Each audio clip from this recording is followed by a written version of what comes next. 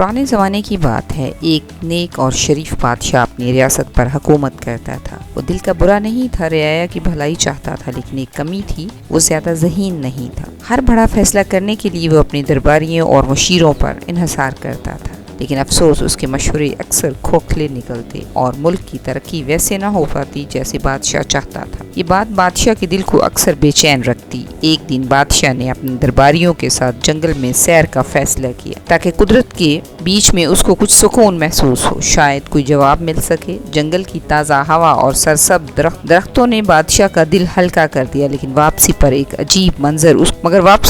عجیب منظر نے اس کو چونکا دیا۔ راستے کے کنارے ایک درخت کے نیچے ایک شخص بیٹھا تھا۔ وہ اپنے آپ سے باتیں کر رہا تھا جیسے دنیا مافیا سے بے خبر ہو۔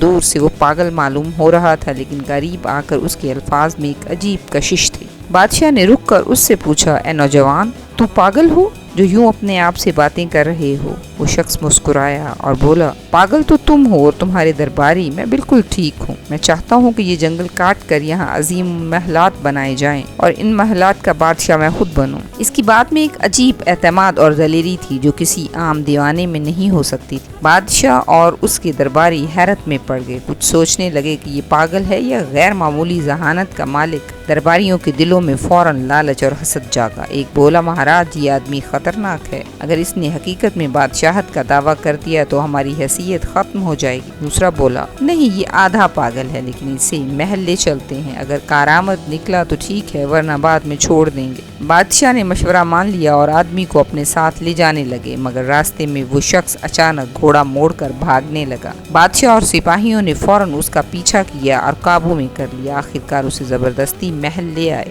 محل پہنچنے پر ایک حیران کن منظر بادشاہ کا منتظر تھا۔ شہر کے لوگ خوشی سے نعرے لگا رہے تھے اور بادشاہ کو مبارکباد دے رہے تھے۔ بادشاہ حیران ہوا اور پوچھا، یہ جشن کس لیے؟ لوگوں نے جواب دیا، مہاراج، جس راستے پر آپ گئے تھے وہاں دشمنوں کا ایک بڑا لشکر چھپا ہوا تھا، وہ آپ کو مارنے کے لیے تیار تھا، لیکن یقین تھا کہ آپ کبھی واپس نہیں آئیں گے، لیکن آپ نے راستہ بدل کر اپنی جان بچا لی۔ یہ سن کر بادشاہ نے اس شخص کی طرف دیکھا جسے سب یہ پاگل سمجھ رہے تھے۔ دل ہی دل میں سوچا، آدمی نہیں۔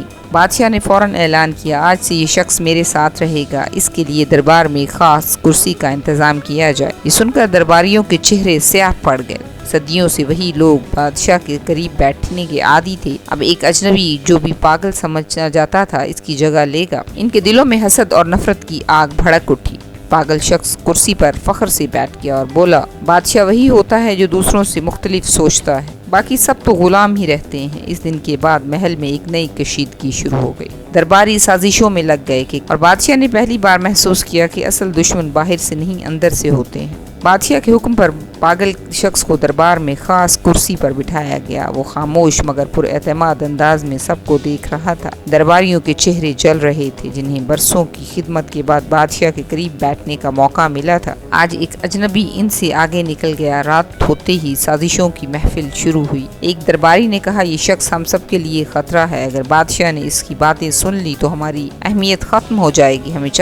ہمیں چاہیے اسے پاگل ثابت کریں تاکہ بادشاہ کا بھروسہ پھر سے ہٹ جائے۔ تیسرا ہنستے ہوئے بولا، اور اگر یہ واقعی عقل مند ہوا تو؟ سب خاموش ہو گئے، مگر دل ہی دل میں فیصلہ کر لیا کہ کسی نہ کسی طرح اسے گرایا جائے۔ اگلی صبح بادشاہ نے اعلان کیا کہ دربار کے سب مشیر اور نیا پاگل مل کر ملک کے مسائل حل کریں۔ درباری مسکرا کر بیٹھ گئے، دل ہی دل میں سوچتے رہے کہ اب یہ پاگل اپنے منہ سے کوئی ایسی بات نکالے جس پر سب ہنسیں گے۔ بادشاہ نے پہلا سوال کیا، ہماری ریاست میں اناج کی کمی ہے، دشمن سرحدوں پر ہے اور خزانے بھی خالی ہونے لگے ہیں، کیا کرنا چاہیے؟ پرانے درباری ایک ایک کر کے اپنے پرانے رٹے رٹائے جواب دینے لگے۔ محصول بڑھایا جائے، عوام سے مزید ٹیکس لیا جائے، پڑوسی ریاست سے قرض مانگ لیا جائے۔ بادشاہ چپ چاپ سنتا رہا، لیکن اس کی آنکھوں میں مایوسی تھی۔ پھر اس نے پاگل شخص کی طرف دیکھا، وہ کرسی پر ٹیک لگا کر بیٹھا تھا۔ آہستہ سے مسکرایا اور بولا، ٹیکس بڑھا کر تم رعایا کو بھوکا مار دو گے، قرض لے کر ملک کو غلام بنا دو گے، بہتر یہ ہے کہ دشمنوں کی فوج کو ہی غلام بنا لو۔ پورا دربار چونک اٹھا۔ درباری ہنسنے لگے، یہی ہے عقل، دشمنوں کو غلام بنا لو جیسے یہ کھیل ہو۔ لیکن بادشاہ نے غور سے سوچا، کیسے دیا؟ پاگل آدمی نے جواب دیا، دشمن فوج طاقتور ہے لیکن متحد نہیں، ان میں سردار ایک دوسرے کے خلاف ہیں، اگر ہم ان میں آگ بھڑکا دیں تو آپس میں لڑیں گے اور آپ بغیر خون بہائے ان سب کو قید کر لیں گے، پھر ان کی زمینیں خزانے ہمارے ہو جائیں گے۔ یہ سن کر درباریوں کے چہروں کا رنگ اڑ گیا۔ بادشاہ نے پہلی بار چمکتی آنکھوں سے کہا، یہی ہے اصل عقل، یہ حل تو کبھی میرے مشیروں نے نہیں دیا۔ پاگل آدمی نے مزید کہا، اور جہاں تک اناج کی کمی ہے، اگر آپ کسانوں پر ٹیکس کم کر دیں اور انہیں بیج اور ادویات مفت دیں تو اگلے سال کھیت سونا اگلیں گے، رعایا خوش ہوگی، اور خوش رعایا ہمیشہ اپنے بادشاہ کی محافظ ہوتی ہے۔ یہ سن کر عوام میں خوشی کی لہر دوڑ گئی۔ محل کے باہر لوگ نعرے لگانے لگے اور مشیر غصے سے جلنے لگے، مگر بادشاہ نے دل میں پہلی بار سکون محسوس کیا۔ اسے لگنے لگا جیسے پاگل صحیح کہہ رہا ہو اور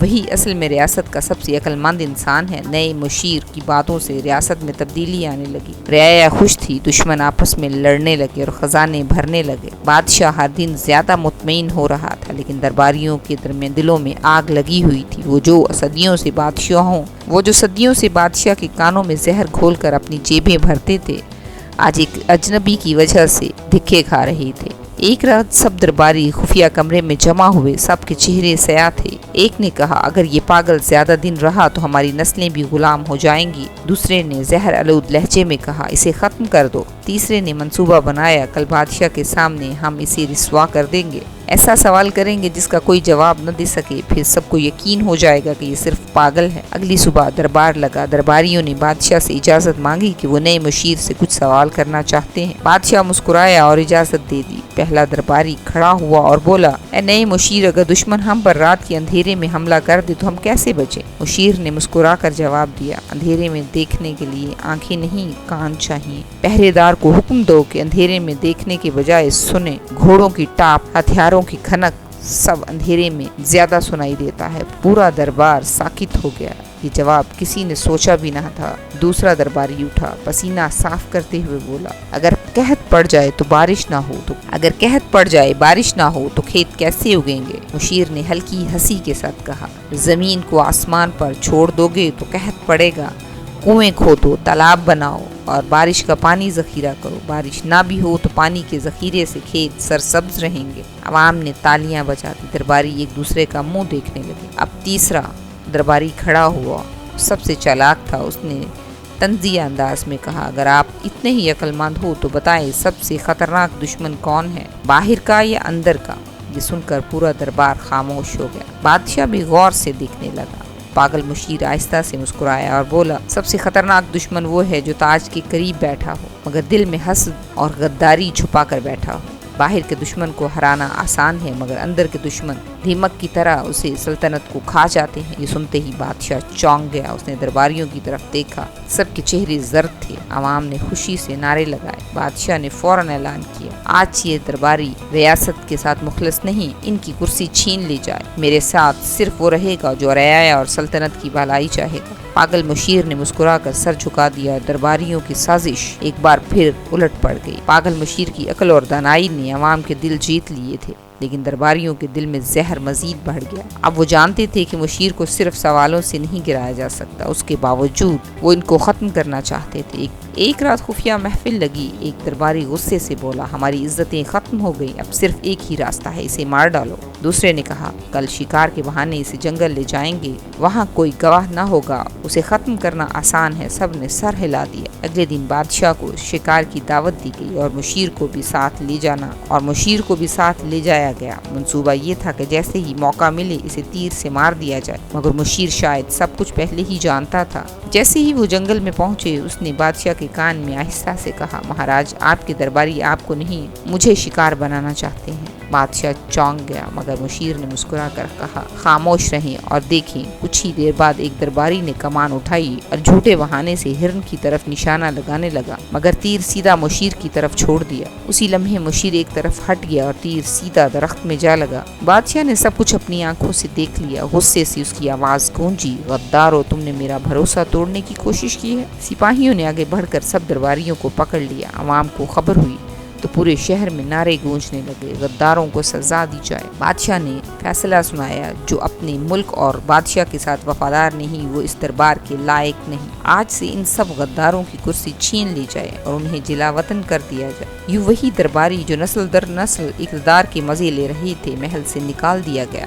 بادشاہ نے مشیر کی طرف دیکھا جو اب بھی مسکرا رہا تھا۔ تمہیں پاگل کہا گیا ہے، لیکن تم ہی سلطنت کو بچا سکتے ہو۔ آج سے تم میرے وزیر اعظم ہو۔ مشیر نے مسکرا کر جواب دیا، پاگل وہی ہے جو طاقت کی نشے میں اندھا ہو جائے، عقل وہی ہے جو رعایا کی بھلائی کرے۔ اس دن کے بعد ریاست میں خوشحالی آ گئی، رعایا خوش، خزانہ بھر گیا، دشمن کمزور اور بادشاہ مطمئن، اور جیسے کبھی پاگل کہا جاتا تھا وہی تاریخ کا سب سے دانا مشیر بن گیا۔